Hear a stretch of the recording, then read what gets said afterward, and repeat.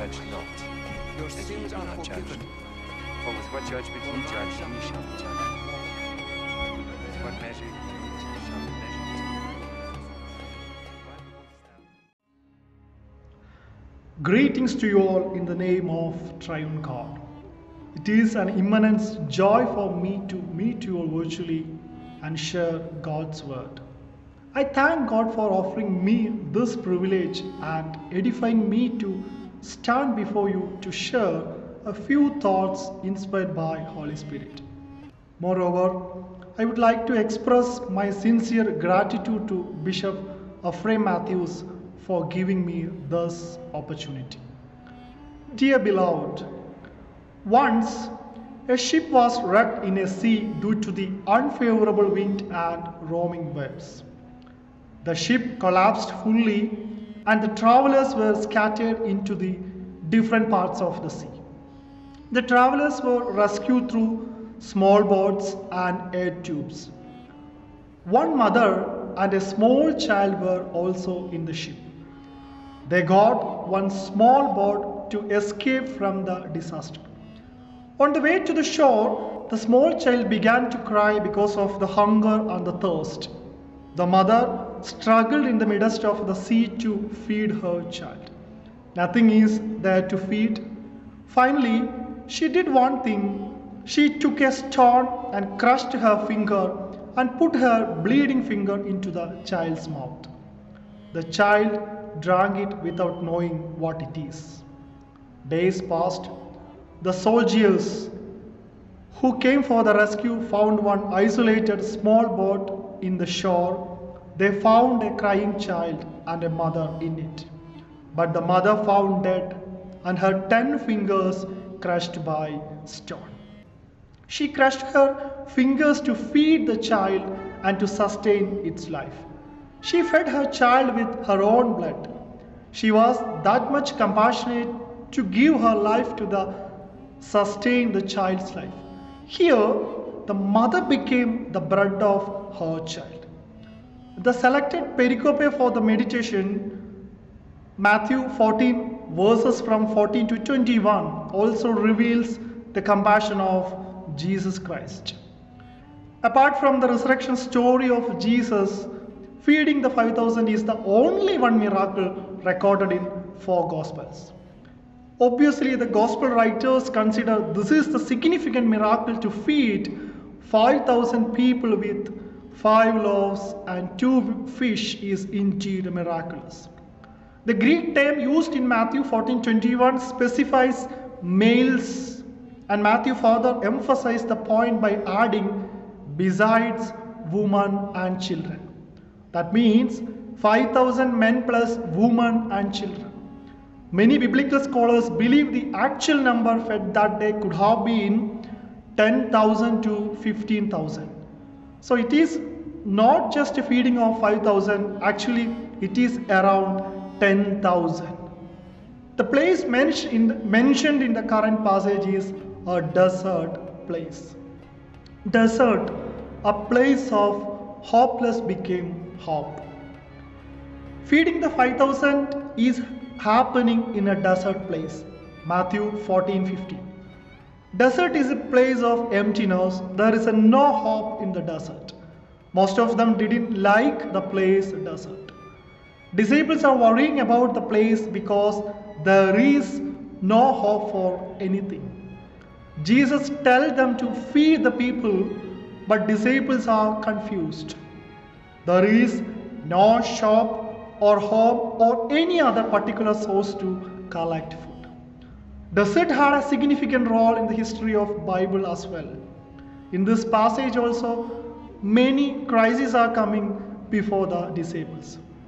There are the crisis of space, crisis of time, crisis of resource, and crisis of reasons.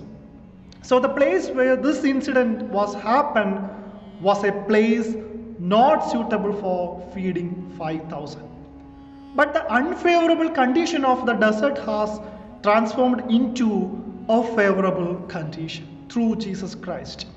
Here the disciples are using this desert place to escape from their duties and their responsibilities. They are giving excuse in the name of desert.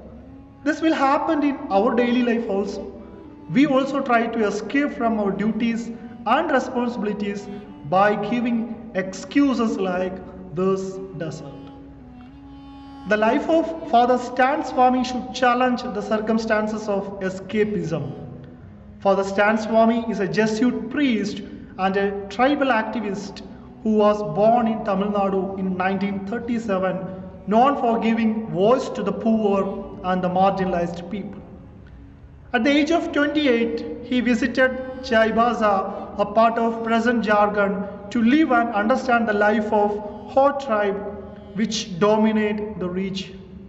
He started working the tribal people who don't know anything about their rights. Later, Father Stan went to the Belgium for a doctoral program in sociology. After a short time, he decided to come back and apply his knowledge gained to the service of humanity and return to India once again, choosing Jharkhand as his work area. From Jharkhand, Father Stan Swami went to Bangalore, where he served as the director of Indian Social Institute for around 15 years. But his love for the tribals pulled him to Jharkhand once again. He was arrested by NIA and died in police custody on 5th July 2021 in Mumbai at the age of 84. He had many chances to escape from the circumstances, even though the circumstances challenged him in many times, but he never tried to escape from the desert experience.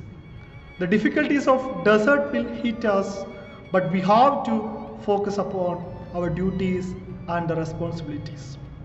The second response from the disciples is that it's nothing but a demanding approach from the disciple side. Demanding is an underestimating of agape. Gospel writer Luke briefly sketches the situation and adds from the conversion with the disciple. Narrator's purpose is showing their helpless situation to meet the problem that was facing by them. In the evening, disciples asked Jesus to send the multitude. We thus see that the request of disciple to send the multitude away was made after the situation had become acute, namely towards evening when everybody was hungry. They wanted to send the people away because evening was approaching and they were in the desert place. They knew that the people needed to reach the surrounding villages soon to buy food and find their lodging, etc. So demanding was the first approach of Jesus' disciple. Demanding is an underestimating attitude, because Jesus knows his people more than them. In the book of Genesis, God was disturbed with the loneliness of Adam. Adam didn't think about a woman partner, but God gave a perfect partner for him without demanding. Demanding is a usual character of everyone. Gospel according to the Saint Luke 18:18, we can see that another rich ruler asked to Jesus, "Good teacher, what must I do to inherit eternal life?" We can easily realize the demanding power of that particular question. When coming to our passage, the reply of Jesus is quite interesting. You give them something to eat. Matthew 14:16. At this point, the disciples remind many miracles that they had seen with Jesus before. Feeding 5,000 is not the first miracle from Jesus. Even though Jesus had done many miracles, but the disciples are worrying about the situation. Jesus told them that the people need not to depart and asked the disciple to give food to eat. It shows that Jesus all along had a mind that he and his disciples should feed these people. That is what he had taught and practiced all the times. Disciples demanding to Jesus Christ send the people from the desert place, The demanding of disciples lacks of compassion, mercy, and kindness. These demanding voices of disciples give importance to their safe zone rather than the difficulties and the burdens of the people. Finally, dedication, a paradigm of success. Jesus said to them, "They need not to go away, you gave them something to eat." Then they replied, "We have nothing here but just 5 loaves and 2 fish. And bring it here to me." Jesus asking, "What is in your hand just gives me." Jesus asking, "What is in your hand just gives me." So 5 fishes and 2 loaves is not sufficient for this much people, but they give to Jesus. God often begins with what we have. Jesus often takes what we bring to Him and multiplies. God does miracles only when we need them. God dedicated His Son to the world. The real dedication is not giving 1 from 1,000, but giving 1 from only 1. Abraham dedicated his only son. Here someone dedicated his 5 loaves and 2 fishes. Most of them are hungry. There is no source for food, but someone is come forward and ready to sacrifice their food. God performs in extra commitment and extra energies. We are not the manufacturers of food, but the distributors of food. Accumulating the resource without sharing is a serious sin. Father Davis Chiramal, a Catholic priest and the founder of Kidney Federation of India, he has only one condition when he is ready to donate his kidney. He said, "I will never give my kidney to a Christian. If I will give my kidney to a non-Christian, it became a message of my ministry." He gave his kidney to a Hindu believer. Sharing with our friends or the family is not a great thing, but we should share our resources even with the strangers. Share our sources with the poor and the oppressed. That is the real sharing. The thrust of sharing lies there. During this pandemic, a lot of people came forward and ready to share the resource with the needy people. People are dying without food in and around us. This pandemic is a perfect time to share something and prove the depth of your faith. Jesus performed the miracles where don't even have a request from the disciples or the multitude. The person who is ready to share his bread and fish is the key person behind this miracle. Share our resources beyond the walls, not only the compound walls, but also the mind walls. Jesus fed them physically and spiritually. Poverty is one of the important problems of all the time.